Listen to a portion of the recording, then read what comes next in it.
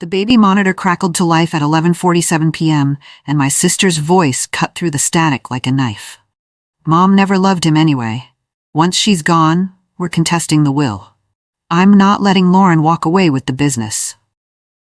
I froze in the hallway, my hand gripping the banister so hard my knuckles went white. The small monitor in my palm glowed green, catching every word from Mom's bedroom, where Tara thought she was having a private conversation with her husband, Nick. My heart hammered against my ribs, but I kept my breathing steady and quiet. I'd installed that monitor 3 months ago when Mom moved in after her diagnosis, pancreatic cancer, stage 4. The doctors gave her 6 months, maybe 8 if we were lucky. I'd set up the monitor to hear if she needed help during the night, to catch any sounds of distress or pain. I never imagined I'd catch this instead. Nick's voice came through next, quieter, uncertain. Are you sure about this? Your mom seemed pretty clear about her wishes. Tara laughed, sharp and bitter. Nick, she's on so many pain medications, she doesn't know what day it is half the time. Any decent lawyer will argue diminished capacity. Besides, we'll make it look like Lauren manipulated her. Who's been controlling every aspect of Mom's care? Who's kept her isolated here instead of proper hospice? It'll be easy. I pressed my back against the wall, forcing myself to stay silent. The old hardwood floor beneath my feet creaked slightly, and I held my breath. But they didn't hear. They were too caught up in their plotting, too confident in their privacy. Shuffling sounds came through the monitor. Footsteps. Tara was moving toward Mom's door. I heard the soft click of it opening. My name is Lauren. I'm 46 years old, a small business owner, a wife, and for the past 3 months, a full-time caregiver to my dying mother. And this was the night my sister showed me exactly who she planned to become once Mom was gone. I should have seen it coming. The signs had been there for years, but I'd made excuses, smoothed over conflicts, told myself that Tara was just difficult, just dramatic, just going through something. Now, standing in my own hallway listening to her plan to destroy everything Mom had worked for, I understood the truth with crystal clarity. Tara wasn't going through something. This was who she'd always been. Through the monitor, I heard Mom stir. A soft gasp, barely audible. Then silence. My stomach dropped. Had she heard? I crept closer to her bedroom door, my bare feet silent on the floor. Tara and I had always been different. She was the beautiful one, the charming one, the one who could walk into a room and command attention without saying a word. Long auburn hair that caught the light just right, a smile that could convince anyone of anything. She'd modeled briefly in her 20s, done some local commercial work, married a corporate lawyer who looked good on paper but never quite measured up to her ambitions. I was the steady one, the responsible one. Brown hair, usually pulled back in a practical ponytail, sensible clothes, a face people described as kind rather than striking. I'd stayed in our hometown while Tara chased bigger dreams in bigger cities. I'd helped Mom with the business while Tara sent occasional checks and promises to visit more often. Mom never said she loved one of us more than the other, but she'd once told me, quietly, that she worried about Tara's ambition. She wants things, Mom had said, without understanding what they cost. The business Mom built wasn't glamorous. Hartley Home Design started as a tiny storefront, selling vintage furniture and handmade decor. Mom had a gift for seeing beauty in overlooked things, for transforming secondhand pieces into treasures people would pay good money to own. When I graduated college with a business degree and no real plan, she'd asked me to help her expand. I have the vision, she'd said. You have the head for numbers. Together, we'd grown that small shop into something special. 2 locations now, a popular online presence, contracts with interior designers across 3 states. Long nights working on inventory systems, spreadsheets, vendor negotiations. Weekend design fairs, where we'd haul our wares and charm potential buyers. It was exhausting and exhilarating, and hours. Tara had asked to become a co-owner once, about 7 years ago. She'd just gone through a nasty breakup and needed money. Mom had offered her a loan instead. Tara hadn't spoken to us for 6 months after that. When Mom got her diagnosis 14 months ago, everything changed. Pancreatic cancer is brutal and fast. The doctors were blunt about her chances. She'd started chemo immediately, determined to fight, but the treatments left her weak and nauseated.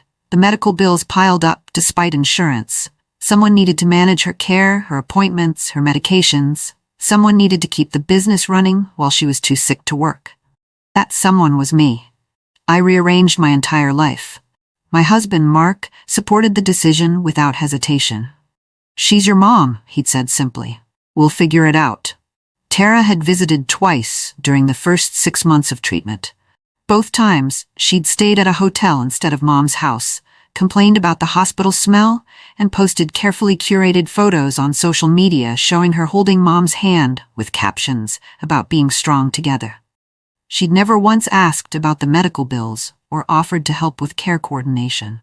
But she'd called Mom regularly, always asking how she was feeling, always sounding concerned. 3 months ago, when Mom could no longer live alone safely, she'd moved into my house.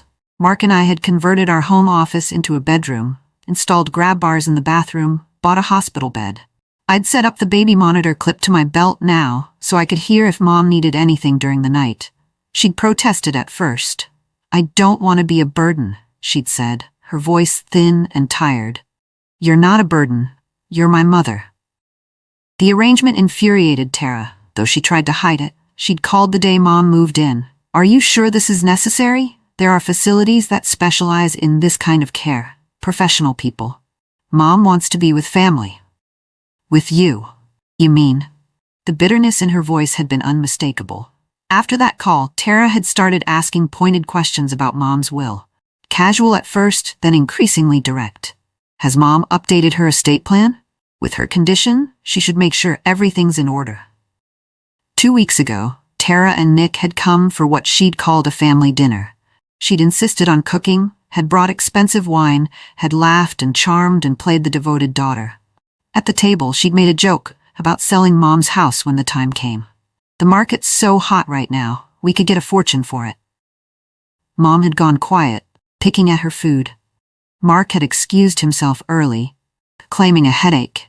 Later in our bedroom, he'd been blunt. "She's circling like a vulture." "That's harsh, is it?" He'd looked at me steadily. "Watch her, Lauren. Really watch her." I'd dismissed his concern then. Tara was thoughtless sometimes, sure, but this was different, wasn't it? Through the baby monitor that night, I'd caught something else. Tara whispering to Nick in our kitchen. "Watch how I soften Mom up. By the end of the month, she'll be ready to reconsider the will. Lauren's been putting ideas in her head." 4 days after that dinner, the monitor had captured another conversation. Tara had gone into Mom's room alone, closing the door softly. I'd been doing laundry and had paused when I heard her voice through the speaker. "Mom, I need to talk to you about something important." "I'm tired, Tara." "I know, but this matters. The business. You're leaving it all to Lauren, right?" "We've discussed this. But have you really thought it through? She's been controlling everything, Mom. Your care, your finances. Who gets to see you? Don't you think that's a little suspicious?" Mom's voice had strengthened, sharp despite her weakness. "Stop. I already chose. Lauren earned it. I'm your daughter too. Then act like it." The conversation had ended there. I'd stood in the laundry room, a towel clutched in my hands, shaking with anger I couldn't express. Not yet. Not while Mom needed peace. I'd learned to watch instead of reacting. Tara grew careless, confident that her charm would carry her through anything. She didn't notice when I stayed quiet during her visits, when I simply observed instead of engaging. She certainly didn't notice the baby monitor recording everything.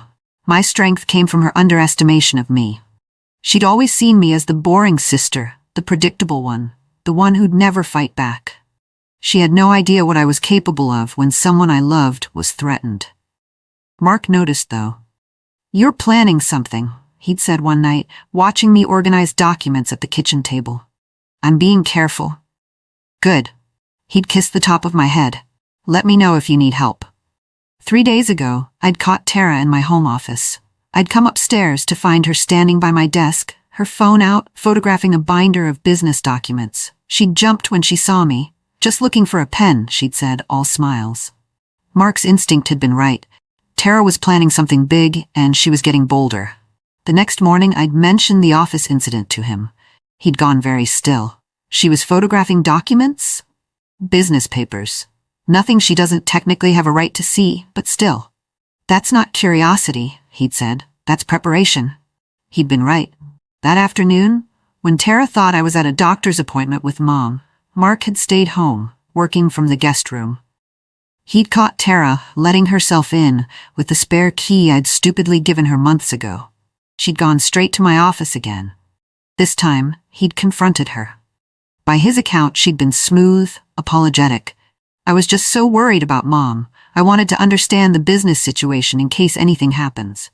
Mark hadn't bought it. She's building a case. He'd told me that night. Whatever she's planning, she needs ammunition. I'd called Mom's attorney the next day. Vincent Kowalski had handled our family's legal matters for 20 years. He knew Tara, knew our history, knew exactly what kind of person he was dealing with. His office was downtown, a neat brick building that smelled like old books and coffee. He'd listened to everything without interrupting, his lined face impassive. When I'd finished, he'd leaned back in his chair. You have a problem. If Tara contests the will and argues diminished capacity, she might have a case. Your mother's medical condition, the pain medications, the fact that she's living in your home where you control her environment. It looks bad if someone wants it to look bad. My heart had sunk. So what do I do? Do you have evidence of manipulation? Of Tara's intentions? I'd pulled out my phone and played the recording from the baby monitor. Tara's voice filled his office. Mom never loved him anyway. Once she's gone, we're contesting the will. Vincent's expression hadn't changed, but his eyes had sharpened. This changes things, Vincent had said carefully. If Tara pursues a contest, this recording demonstrates her premeditation and her own manipulative intentions. It's not admissible in court on its own. Single-party consent recordings have complicated rules in this state, but it's incredibly useful for other reasons. What reasons? Leverage. Context. A judge hearing a contest would want to understand the full picture. If we can demonstrate a pattern of Tara attempting to influence your mother while accusing you of the same, it undermines her credibility. He paused. But there's a better solution. We need a codicil to your mother's will. Not to disinherit Tara, that would look vindictive and might actually give her grounds to contest. Instead, we create specific conditions and protections around the business assets. We document your mother's clear mental state and her explicit wishes. We make it ironclad. Will Mom agree? Does she know what Tara's planning? I think so. She heard part of that conversation. I saw her face the next morning. That afternoon, I'd talked to Mom.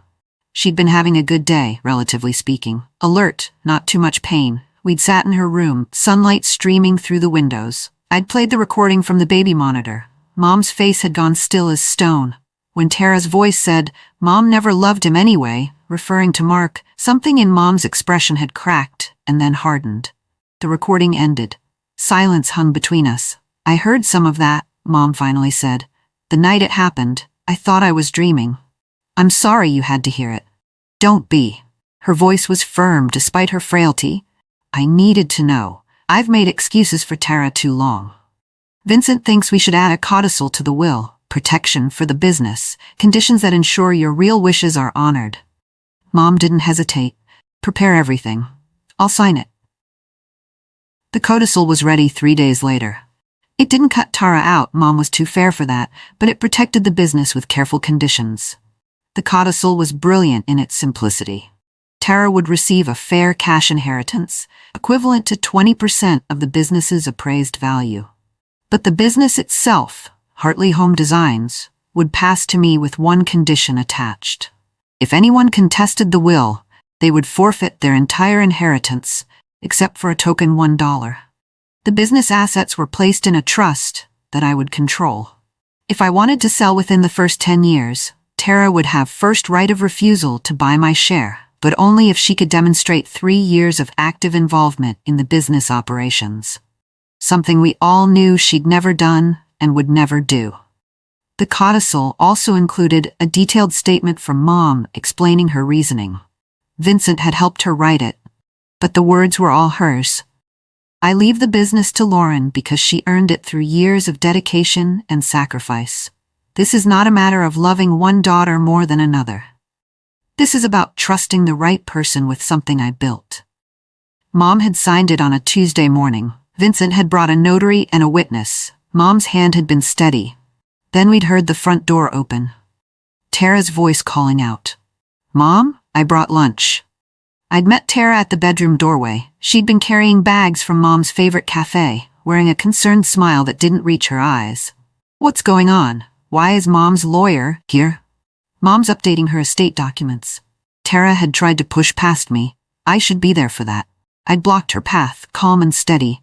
"This is Mom's decision. She doesn't need an audience." "I'm her daughter. So am I." Behind me I'd heard Mom's voice, weak but clear. "Tara, it's none of your business. I'll talk to you later." Tara's face had gone through several expressions in rapid succession. Confusion, anger, calculation. She'd settled on hurt. Fine. I can see when I'm not wanted. She dropped the lunch bags on the hallway table and left. 30 minutes later, Vincent had gone, the codicil properly executed and filed. Mom had been exhausted but satisfied. That night, Tara had called, her voice shaking with rage. "What did you make her sign?" "I didn't make her do anything." "You're manipulating a dying woman and I'm going to prove it." Tara's meltdown had been spectacular.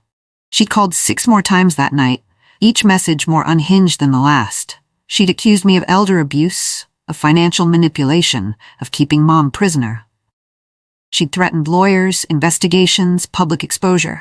The final voicemail had been the most chilling. "You think you've won, Lauren? You haven't. When Mom's gone, I'm contesting everything. I'll drag you through court for years. I'll make sure everyone knows what kind of person you really are. You'll regret this. I promise you'll regret this." Mark had listened to the messages with growing concern. "She's gonna be a problem. Let her try." I'd saved every voicemail, every text message, adding them to my growing file of evidence. Tara had always underestimated me. She'd built her case assuming I'd fold under pressure, that I'd try to avoid conflict. She didn't understand that I'd spent months preparing for exactly this fight. Mom had held on longer than anyone expected. 5 more weeks after signing the codicil. 5 weeks of good days mixed with harder ones. 5 weeks where I'd held her hand, read to her, made sure she was comfortable and loved. Tara had stayed away except for 2 brief visits, both of which she'd documented extensively on social media. Tara had posted photos of herself holding Mom's hand, captions about cherishing every moment and the strength of a mother's love. She hadn't posted about the arguments she'd started, the accusations she'd thrown, the way Mom had turned her face away when Tara tried to kiss her goodbye.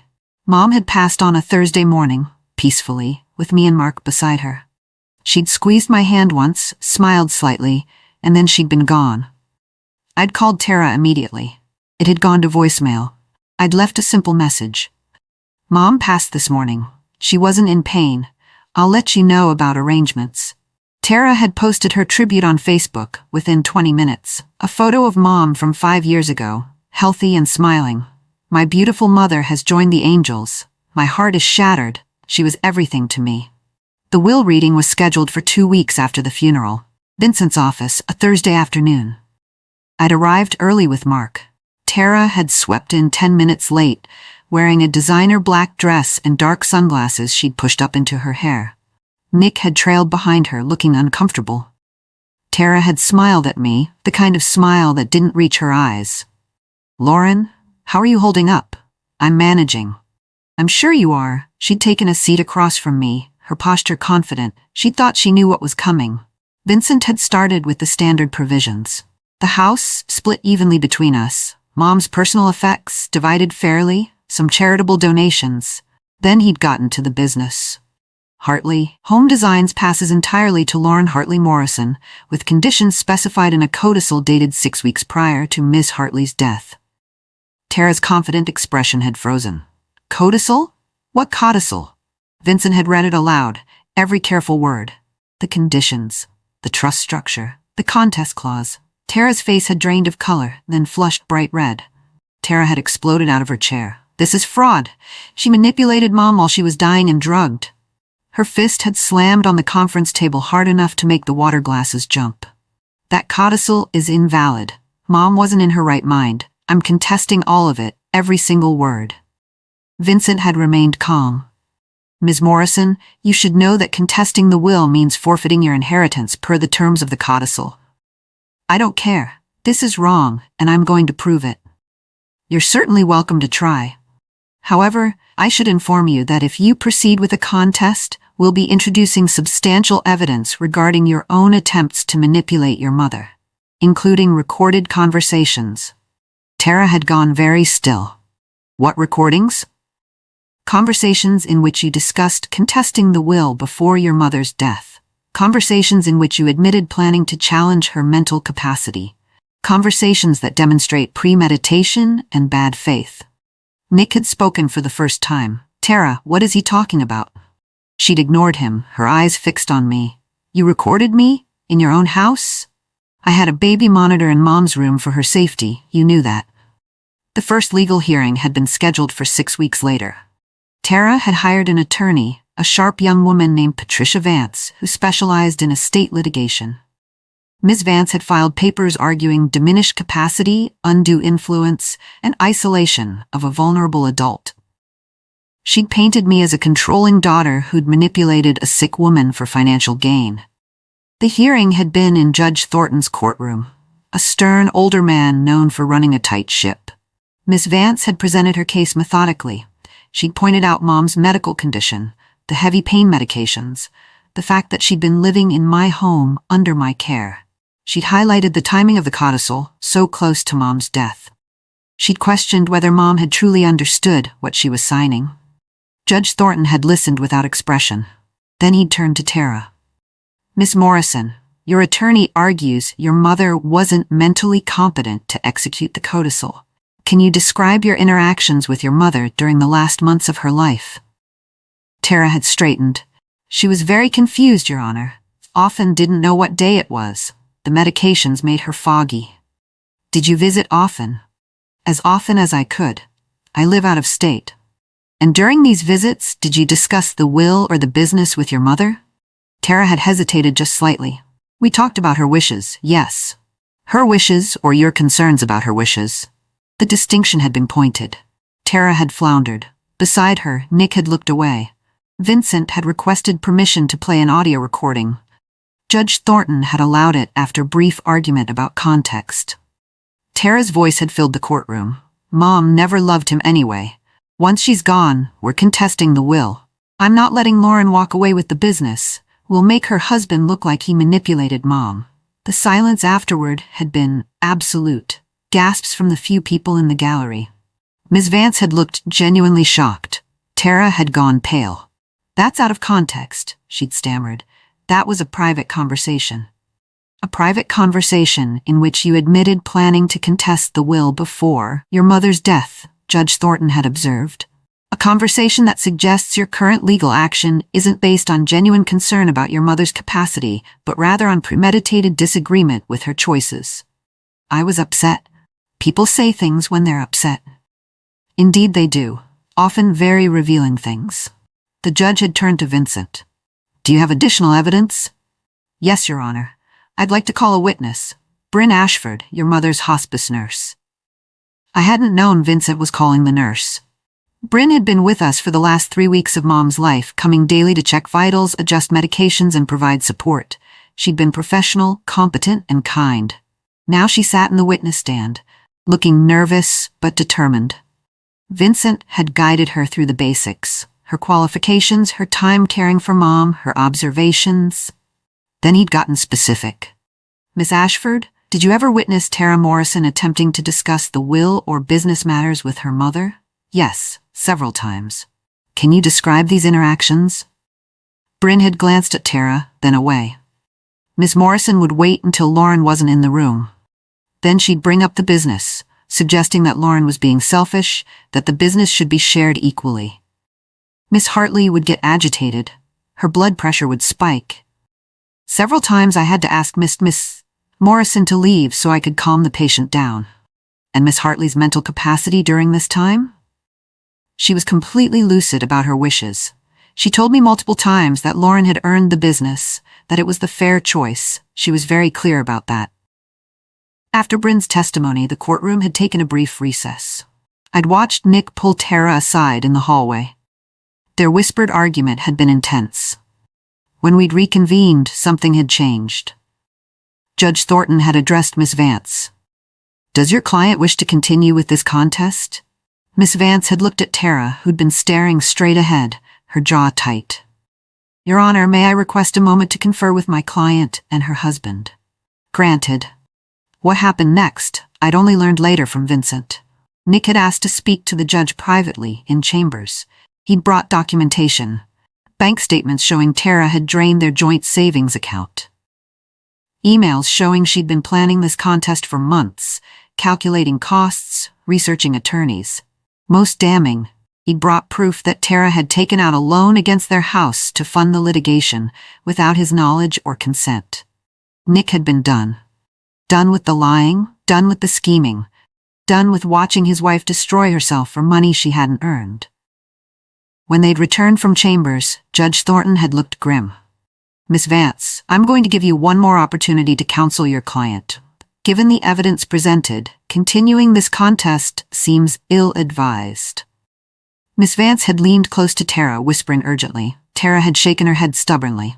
Your Honor, my client wishes to proceed. Very well. I'm ordering a complete financial discovery. All bank accounts, credit cards, loans, and financial transactions for both parties over the past 2 years. This court will examine any allegations of manipulation from either side. That's when Miss Vance had really understood what she'd gotten into. Vincent had smiled slightly and submitted a motion to subpoena Tara's email accounts and phone records. The forensic examination had revealed things even I hadn't known. 4 months before Mom got sick, Tara had tried to open a business line of credit using Hartley Home Design's information. She'd forged Mom's signature on the application. The bank had flagged it and called Mom, who'd shut it down immediately. Mom had never told me. The forensic accountant's report had been devastating. Beyond the credit line attempt, investigators had found a pattern of financial manipulation. Tara had convinced Mom to loan her $40,000 3 years ago. She'd never paid it back. She'd convinced Mom to co-sign for a car loan, then defaulted on the payments. She'd even opened a credit card in Mom's name during one visit, running up $8,000 in charges before Mom caught it. Each incident, Mom had forgiven. Each time, Tara had promised to do better. Each time, she'd just gotten sneakier. The final blow had come from an email Tara sent to herself during Mom's 3rd week in hospice. A draft document that was clearly meant to look like a will change. It had Mom's signature line at the bottom, obviously copied from another document. Tara had never tried to execute it, probably realizing the forgery was too obvious. But the fact that she'd created it at all while Mom was heavily medicated and dying had told the judge everything he needed to know. Ms. Vance had withdrawn from the case the next day. She'd cited ethical concerns and irreconcilable differences with her client. Tara had been left scrambling to find new representation. 6 weeks later, Judge Thornton had issued his final ruling. The courtroom had been nearly empty this time. Just me and Mark? Tara alone without Nick, Vincent, and the judge's clerk. Judge Thornton had been thorough and harsh. The evidence before this court demonstrates a clear pattern of attempted financial manipulation by the contestant, Tara Morrison. Far from demonstrating diminished capacity in the deceased, the evidence shows a lucid woman protecting her assets from a daughter who had repeatedly violated her trust. The will stands as written. The codicil stands as written. Per the terms of that codicil, Miss Tara Morrison forfeits her inheritance except for the token amount specified. Additionally, Miss Morrison is ordered to pay all court costs and attorney fees for both parties. Finally, this court is forwarding evidence of possible financial crimes to the district attorney's office for review. Tara had sat frozen, her face blank with shock. She'd lost everything. The inheritance. Her marriage. Nick had filed for divorce 2 weeks earlier. Her reputation. The court proceedings were public record, and word had spread through our small community. Even her last-ditch attempt to salvage something had been crushed. I'd walked out of the courthouse into bright September sunshine. Mark had squeezed my hand. It's over. It's over. Behind me I'd heard rapid footsteps. Tara's voice shaking. Lauren, wait. I'd turned. She'd looked smaller somehow, diminished. Her designer clothes looked wrong on her now, like a costume that didn't fit. What do you want, Tara? I need to talk to you. We have nothing to talk about. Please. There was something in her voice, a crack in the armor, Against my better judgment, I'd nodded. Mark had stepped away, giving us space but staying close enough to intervene if needed. Tara had wrapped her arms around herself. I never meant for it to go this far. Yes, you did. You planned all of it. I just wanted what I deserved. You wanted what you never earned. Her face had crumpled. Real tears this time, not the performative kind she'd always been so good at. Why did Mom love you more? The question had hung between us. Cars passed on the street. Someone laughed in the distance. Normal life continuing while ours had shattered. Mom didn't love me more, I'd said finally. She trusted me more. That's different. It feels the same from where I'm standing. You made your choices, Tara. Every single one. You chose to take her money and not pay it back. You chose to forge her signature. You chose to pressure a dying woman to change her will. Those weren't mistakes. Those were decisions. I'm sorry. The words had sounded strange coming from her, like a language she didn't quite speak. I don't believe you. Not yet. Maybe not ever. What do I do now? You figure it out like the rest of us do. I'd walked away then, leaving her standing alone in the courthouse parking lot. Mark and I had driven home in silence. The house felt different now, lighter. Mom's room was empty, but it didn't feel sad anymore. It felt peaceful. That evening, I'd gone to the office and started planning. Hartley Home Designs would continue, but it would evolve. A scholarship program for young designers who couldn't afford traditional education. A mentorship initiative. A way to honor Mom's memory by helping others the way she'd helped me. 3 months later, I was at the newly renamed Eleanor Hartley Home Designs, working on the scholarship announcement when the door chimed. I'd looked up and froze. Tara stood in the doorway. She looked different. Her hair was pulled back simply. She wore jeans and a plain sweater. No designer labels, no calculated charm. She looked tired and real. I know I'm probably the last person you want to see, she'd said quietly. You're not wrong. I'm not here to ask for anything. I just wanted you to know that I'm sorry. Really sorry. I destroyed everything because I couldn't stand that you earned something I didn't. I ruined my marriage. I hurt Mom in her last months. I tried to hurt you. And for what? Money I didn't even need. Validation I didn't deserve.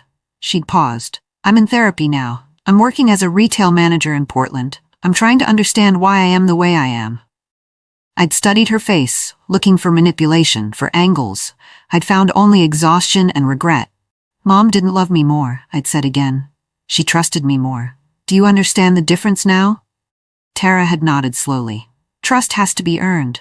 Love might be free, but trust costs everything. She turned to leave, then stopped. The business looks good. Mom would be proud. And with that, she'd walked out. I'd watched her go, feeling something complicated and painful and maybe, eventually, like forgiveness. Not today. Not yet, but someday. The story ended there, in my mother's store renamed in her honor, with the sister who'd tried to destroy me, finally understanding what she'd lost. The revenge had been complete not through my cruelty but through her own choices. Justice served not by my hand but by the simple truth that integrity and patience always, eventually, win. Mom would have been proud of that too.